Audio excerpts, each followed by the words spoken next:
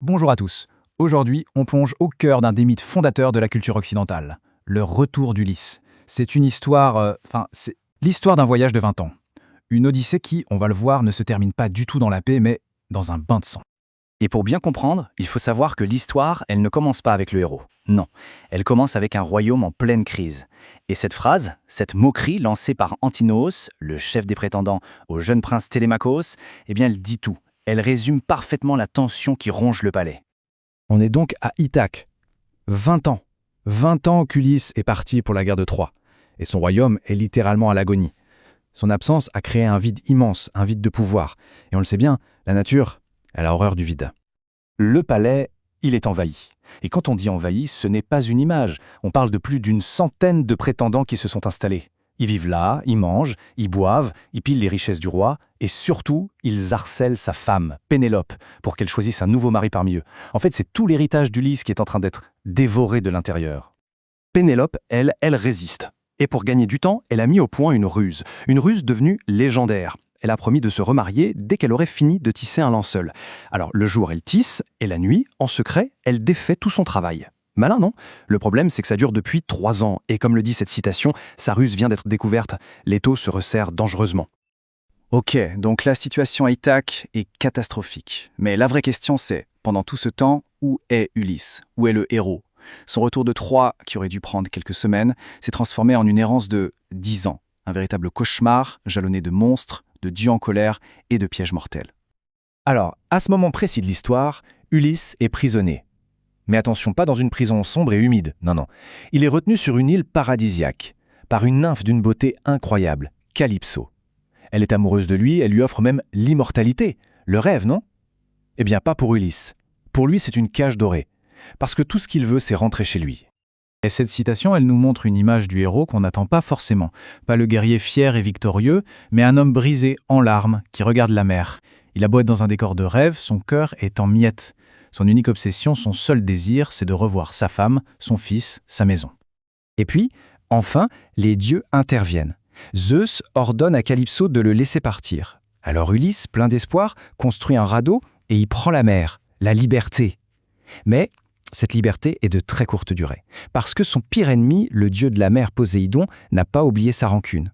Il déchaîne une tempête terrible, le radeau est mis en pièces et Ulysse se retrouve à nouveau seul, en train de se noyer. C'est vraiment la toute dernière étape de son voyage. Après le naufrage, il s'échoue, épuisé sur les rivages de Chérie. Là, il est sauvé par les Phéaciens. Il leur raconte tout, ses 10 ans d'errance, et, ému par son histoire, il décide de l'aider. Il lui donne un bateau, et c'est comme ça que, finalement, de nuit, en secret, il débarque enfin sur une plage d'Ithaque. Ça y est, il est chez lui, 20 ans après. On pourrait croire que c'est la fin de ses problèmes, mais en fait, c'est là que tout commence. Il ne peut pas juste débarquer au palais et dire « Coucou, c'est moi !» Pourquoi?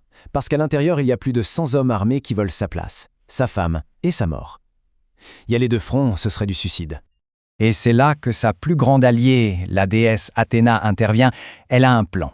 Elle va utiliser la plus grande force d'Ulysse, sa ruse. Elle le transforme en un vieux mendiant, faible, méconnaissable. C'est un déguisement parfait. Ça va lui permettre de rentrer chez lui sans être reconnu, d'étudier la situation, de voir qui sont ses ennemis et surtout de tester la loyauté des siens. Et la première personne à qui il va révéler sa véritable identité, c'est son fils, Télémaquos. Le bébé qu'il a quitté 20 ans plus tôt est devenu un homme. Il faut imaginer la scène, l'émotion de ces retrouvailles. Un père et un fils qui se voient pour la première fois, ou presque. Et ils sont immédiatement unis par une seule chose, un plan de vengeance. Et comme le dit le texte, l'émotion est immense, mais les larmes sèchent vite. La tristesse laisse place à la colère froide, à la planification. Ensemble, le père et le fils mettent au point leur complot. Et leur plan est d'une simplicité absolument brutale. Piéger tous les prétendants dans une pièce et les éliminer. Tous, jusqu'au dernier. Et l'étincelle qui va tout déclencher, ironiquement, vient de Pénélope elle-même. Sans doute guidée par Athéna, sans rien savoir du retour de son mari, elle annonce qu'elle va enfin choisir un époux. Mais pour ça, les prétendants devront passer une épreuve qu'elle sait impossible. Elle pense gagner du temps. En réalité, elle vient de signer leur arrêt de mort. L'épreuve, la voilà. Elle fait apporter le vieil arc d'Ulysse, un arc immense et puissant. La règle est simple. Celui qui arrivera à bander cet arc et à tirer une flèche à travers le trou de 12 fers de hache alignés, celui-là deviendra son mari. Le truc, c'est un exploit que seul Ulysse lui-même a jamais été capable de réaliser. Alors la compétition commence. Les prétendants, les plus costauds, les plus arrogants se succèdent. Et un par un, ils échouent. Lamentablement. La plupart n'arrivent même pas à courber le bois. Leur échec est total, public. Ils se voulaient les égaux du roi, mais ils n'ont même pas sa force. C'est une humiliation. Et c'est à ce moment-là que, sous les moqueries et les insultes, le vieux mendiant, le vagabond, demande à essayer. Juste pour voir. Imaginez la scène. La salle entière éclate de rire. Ces hommes si fiers d'eux sont en train de se moquer de celui qui s'apprête à les tuer. Ils n'ont absolument aucune idée de ce qui les attend. Évidemment, les prétendants sont furieux. L'idée même de laisser ce gueux toucher l'arc du roi les met hors d'eux. Mais c'est là que Télémaque intervient. Jouant son rôle à la perfection, il prend la parole avec l'autorité du prince et il ordonne qu'on donne l'arc au vieil homme. À cet instant précis, le piège vient de se refermer sur eux. Le silence se fait. Le mendiant prend l'arc. Il le soupèse, comme un vieil ami. Et là, sans le moindre effort apparent, il bande la corde. Il ajuste la flèche. Il tire. La flèche file droit et traverse les 12 haches. Et puis à ce moment-là, un coup de tonnerre éclate dans le ciel, un signe de Zeus. Le déguisement n'a plus lieu d'être. Le roi est de retour.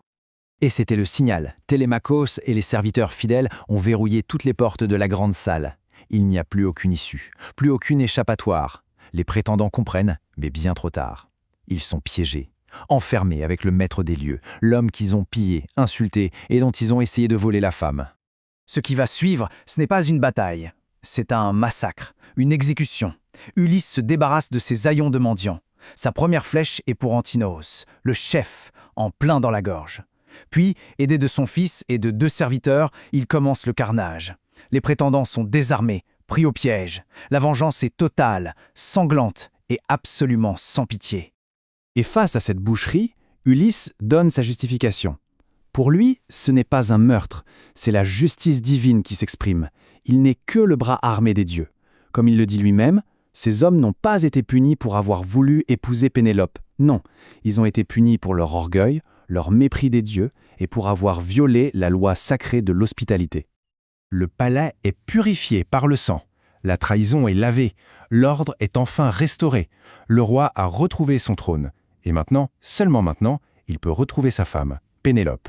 Après 20 ans d'épreuves, son odyssée est bel et bien terminée. Ulysse est rentré chez lui. L'épopée s'achève donc sur la victoire du héros. Mais la violence extrême, presque insoutenable, de sa vengeance laisse une question en suspens. Une question qui résonne depuis près de 3000 ans. Où est la frontière entre la justice et le massacre? Et au fond, qui est vraiment Ulysse? Un héros qui rétablit l'ordre? Un justicier implacable? Ou un boucher?